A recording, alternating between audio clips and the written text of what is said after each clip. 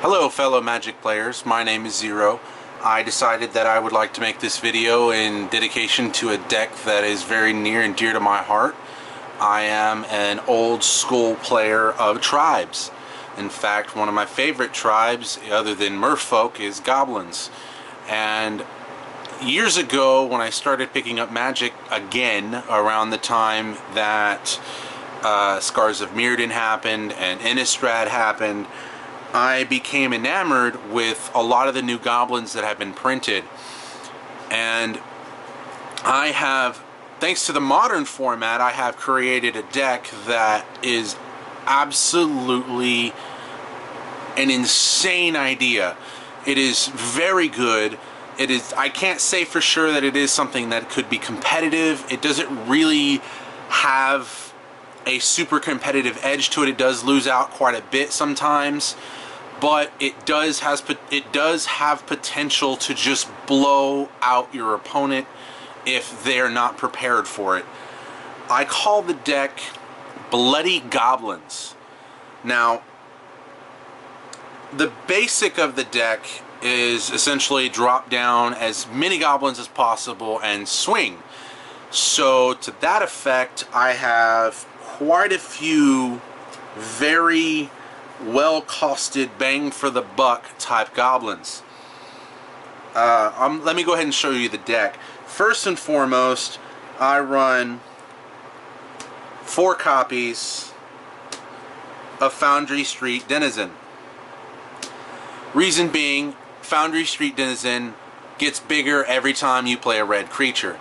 This deck is mono red. It plays a lot of red creatures, especially goblins. So following him, Legion Loyalists. Legion Loyalist gives this deck a lot of reach, a lot of trample. It does so well. First strike and trample, especially when you're dropping a whole bunch of 1-drops, can be absolutely devastating. This card is not a goblin per se, but it is one of the best little burn spells, because in my experience, most people do not want to see this stay on the field. And that's Vexing Devil.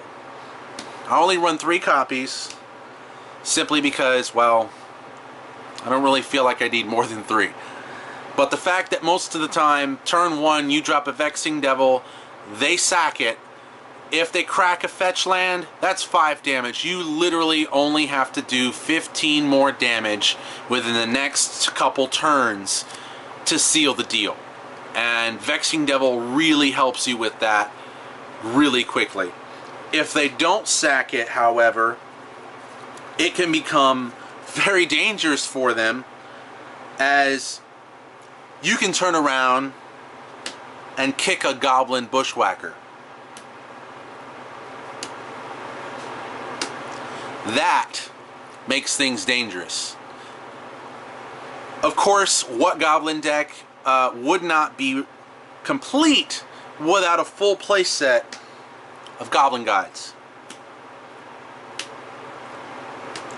Now, these are your 1-drops. These are the cards that are your bread and butter. You want to be able to play them as often as possible, as best as you can. The mana base I'm currently still messing with. I don't get to play this deck very often. I tend to favor my Merfolk because it's Merfolk, and I'm a fan of Merfolk. It's my #1 tribal deck. This is more of a side type of thing, but I have added a 3rd Vexing Devil simply because I have a lot of mana sources despite only running 18, and here in a few seconds I will, or in the next minute or so, I'm sure I will show you why. Moving on to the next creature, we go into your 2-drops. My 2-drops, I only have 2 creatures that are 2-drops. Big one, Goblin Piledriver. I run a full set of those. Being able to give trample and first strike with Legion Loyalist is absolutely huge. Bushwhacker kicking to give it haste is huge. It does so much damage so fast with the way this deck plays. It's hard not to. The final creature is Mog War Marshal. Mog War Marshal gives me a couple things. It triggers Foundry Street Denizen for one, and for two, it provides a body on dying, and it provides a body upon entering, which on a Goblin deck is absolutely great. I can't count the number of times where playing a Goblin War Marshal followed by a Legion Loyalist and a Kicked Bushwhacker can just do so much damage. We're talking, you sack this, of course, you don't keep it, you just play it, get the token, sack it, get the next token. You play the Legion Loyalist, now you have 3 creatures. You kick Goblin Bushwhacker, you're now swinging for 8, and it's turn 3. It is so good sometimes. I can't help myself with that. Now, the next part is what makes the deck kind of bloody and what makes the deck have so much damage output. It's the removal spells and the other spells that are in the deck.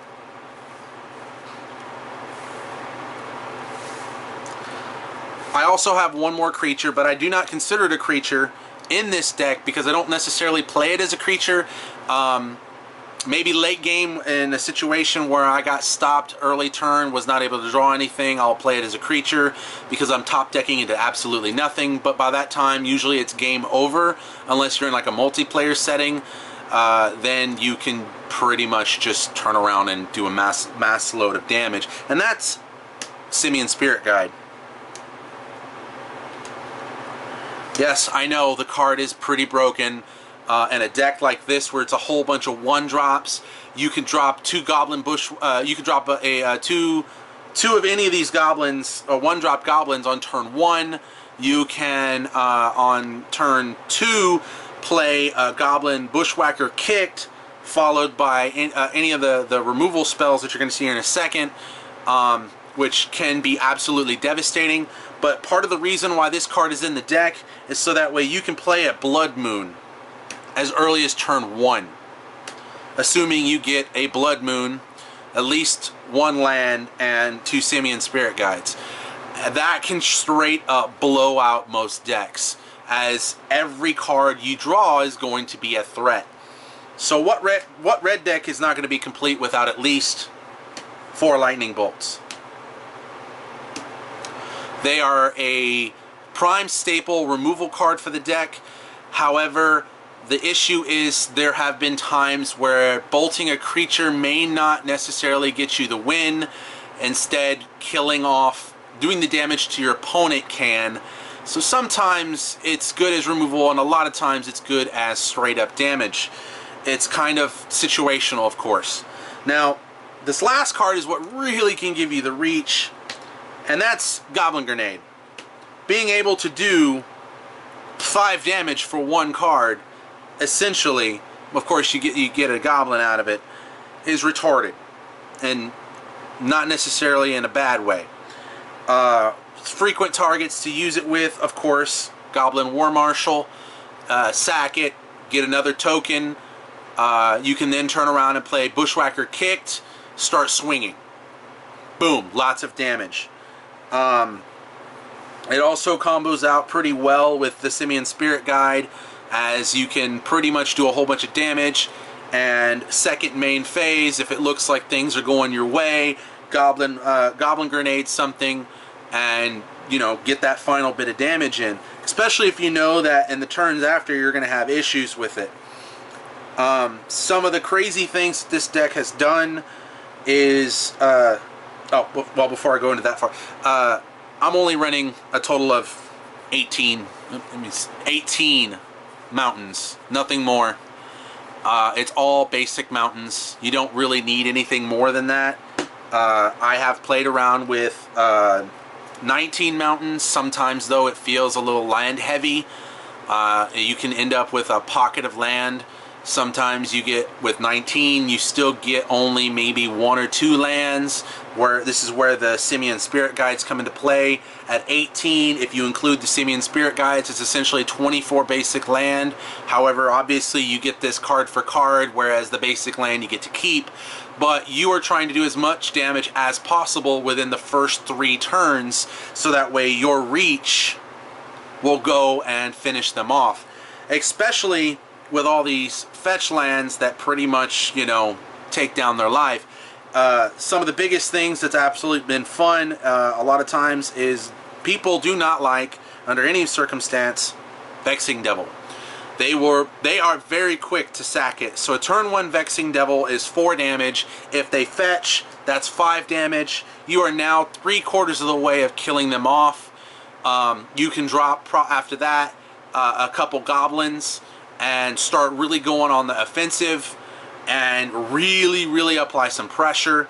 If you end up with a Simian Spirit Guide in hand while you have that and you have a couple Goblins, you can do, I mean, I have done as much as 19 damage on turn 3. Now, if they fetched, guess what? They're dead on turn 3. All because they fetched. And it's as simple as you can be. It's just so simple because Goblin Bushwhacker kicks and gives everything +1. And Legion Loyalist gives, when you have 3 or more creatures attacking, gives trample. It gives first strike. Tokens can't stop it. And that can be super devastating against some people who like to run tokens as blockers. The deck has performed extremely well. It does not play perfect. It is not necessarily a super duper competitive deck.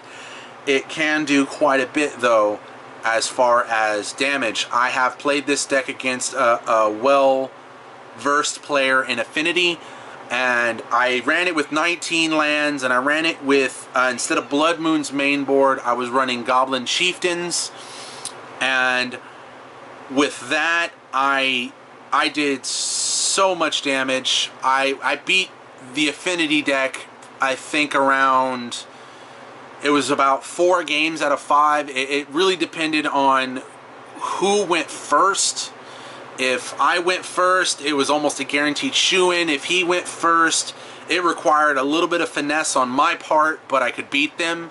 And that says a lot to me about a deck when it can actually hold its own against Affinity, as that deck is absolutely bonkersly fast.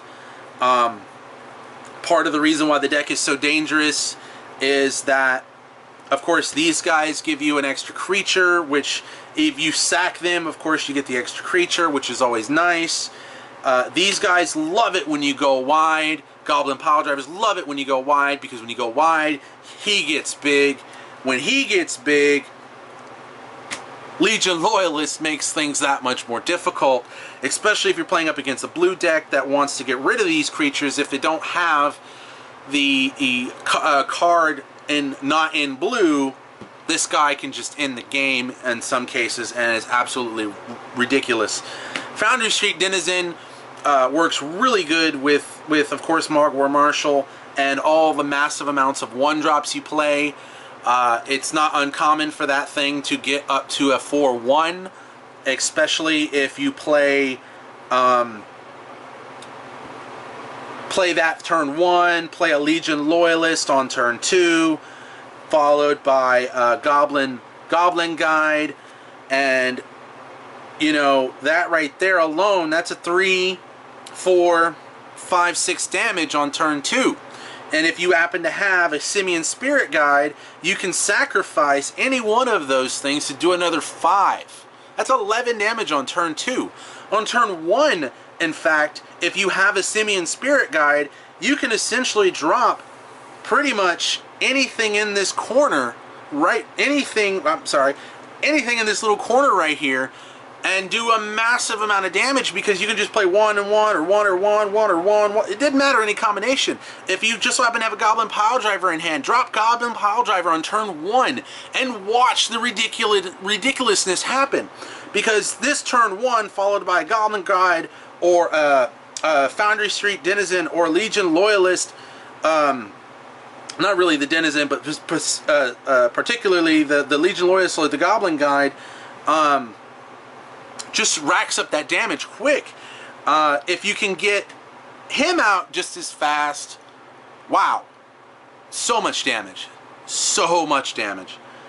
But that's it for my deck. Like I said, it's called Bloody Goblins. The biggest thing is, of course, the Simian Spirit Guides and the Blood Moon and what they do, lightning bolts, and the Goblin Grenades to do as much damage as possible. I hope you enjoyed the video. Please comment, like, share, talk about it. If you have any suggestions, more than welcome to accept them.